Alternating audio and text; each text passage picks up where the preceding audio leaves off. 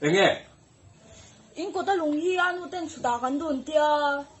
O chu tian ta du le ron tat sela ni mai lom. Ai chu tiang ni lawin chuta an dua. O chu tian ta du le ron tat sela inu te po ni te po nang ma po ta do kan phallu tu kalom. Ta chu tian du te chon ron tat nok ro.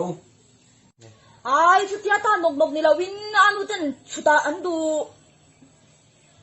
O chu tian ta du chon ta do kan phallu tu ta. Mi zo trong hi cả mọi người em thì tiếng cần nu bộ hiện là thiệt thủy đó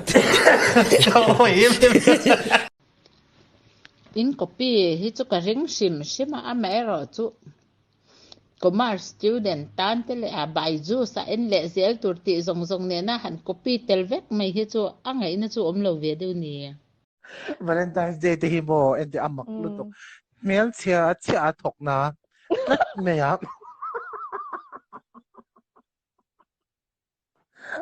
Silvek doon.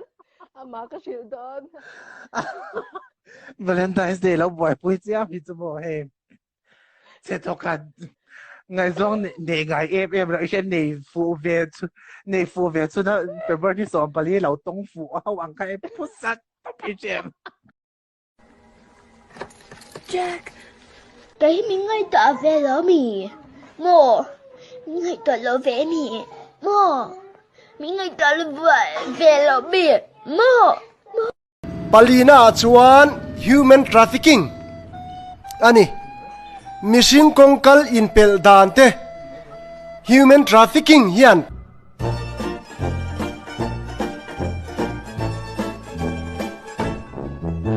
ale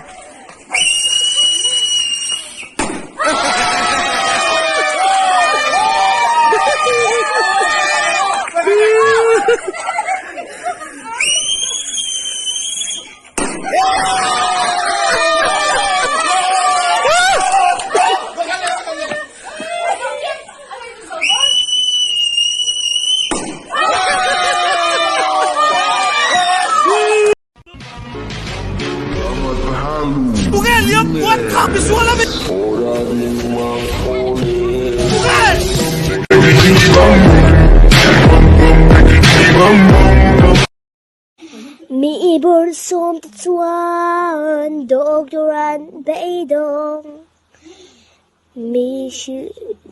mi bor som chuan dog duran ngay đầu tiên còn ta mồ bay dong tiếng thì po mồ đi là cái po a ha O tunahan in kel pabet sa lote. Ikum na hun kan lo na nga. I kabulami hi Nicholas Langvar Nicholas ania.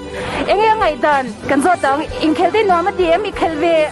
Thei ein ring em ti te han sai te se. kan chak chiang hura kalu tang sap hian wam ver O sai tur po nei tlem. Kal phatang.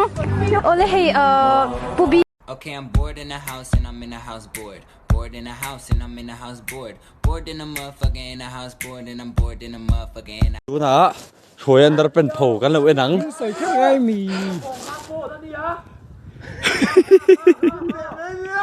an lo in uar deuh bik thin ta thum khat zan an lo in khan kum thar tu ka ten lo in khom ve le thin tho sia khata khan chung kwa thalak na te khan in om luk lo tur ni chuanin luna fek me la om lo tur bok ani chu engtin nge om dan tur kha ka hre chong lova om chuai lo tur ani chu engtin amoni in control dana om chu